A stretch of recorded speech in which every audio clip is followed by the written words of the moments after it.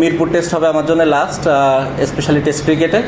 আমি যেটা বললাম যে লাস্ট টেস্ট ম্যাচে আমি অনেক ভালো ফিল করেছি ব্যাটিংয়ে, দুইটা ইনিংসেই খুব ভালো ব্যাটিং করছিলাম, আনফর্চুনেটলি বড় করতে পারিনি। সো সেই জায়গা থেকে চেষ্টা থাকবে যে যেন ইনিংসটা বড় করতে পারি। আমি তো লাস্ট 4-5 মাসই যদি বলেন নন স্টপ ক্রিকেটের ভেতরে আছি। সো এই টাইমে তো কেউ দেখে নাই যে এরকম কোনো কিছু ঘটার মতো কিংবা হয়েছে কিনা।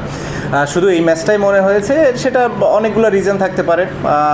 একটা রিজন থাকতে পারে যে আমি এখানে লেট আসার কারণে স্বাভাবিকভাবে ওরকমভাবে ট্রেনিং করার সুযোগ পাইনি। দ্বিতীয় হতে পারে যেহেতু কাউন্টিতে আমি ওখানে অনেক ওভার বোলিং করেছি, এতদিন পরে এত বেশি ওভার বোলিং করার পরে মেবি বডি একটু টায়ার্ড ছিল, মেবি ফিঙ্গার একটু টায়ার্ড ছিল, স্ট্রেংথ একটু কমে গেছিলো। সো অনেক কিছুই হতে পারে, মেবি রিদমটা যেভাবে দরকার ছিল ওভাবে ছিল না। এই রিজনগুলোই নর্মালি আমি ফিল করি যে ছিল। মেবি আমার হয়তো অত ভালো মানে কি মানে ভালো বোলিং না করার পেছনে। যে কোনো ক্রিকেটার যদি তার আশানুরূপ পারফরমেন্স না করে এরকম কথাগুলো উঠতেই পারে, এবং এটা খুবই স্বাভাবিক বলে আমি মনে করি। এটা অস্বাভাবিক কিছু না, মানুষ এটা ফিল করতেই পারে। আমি বিশ্বাস করি যে মানুষ বেশি কিছু হয়তো এক্সপেক্ট করে, এই কারণেই হয়তো এরকম চিন্তা করে।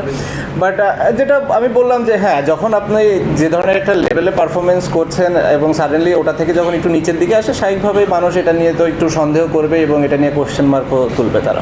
এখন পর্যন্ত আমি তো অ্যাভেলেবেল, যেহেতু দেশের অনেক পরিস্থিতি আছে, স্বাভাবিকভাবেই সব কিছু হয়তো আমার উপরে না। স্বাভাবিকভাবে ওই জিনিসগুলো আমি বিসিবির সাথে ডিসকাস করেছি, যে তাদেরকে বলা হয়েছে স্বাভাবিকভাবেই যে আমার কি প্ল্যান, স্পেশালি টেস্ট ক্রিকেট নিয়ে। এই টেস্ট এবং হোম সিরিজ আমি মানে যেটা ফিল করেছিলাম যে আমার লাস্ট সিরিজ হবে টেস্ট ক্রিকেটে স্পেশালি। সো ওইটা নিয়ে আমার চিন্তা ছিল, এবং এভাবেই ফারুক ভাইয়ের সাথে এবং বোর্ডের সিলেক্টরদের সাথেও কথা বলা হয়েছে যে যদি সুযোগ থাকে, আমি যদি দেশে যেয়ে খেলতে পারি, মিরপুর টেস্ট হবে আমার জন্য লাস্ট, স্পেশালি টেস্ট ক্রিকেটে।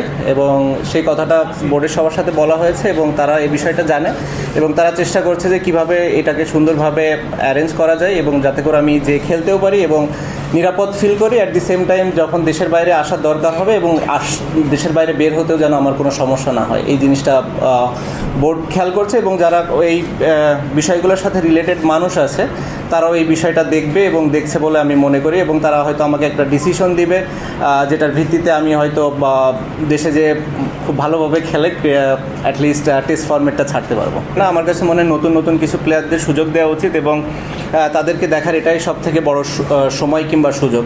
এটা আছে, এরপরে হয়তো ওয়েস্ট ইন্ডিজ আছে, তারপরে আরও কিছু ইয়ে থাকবে।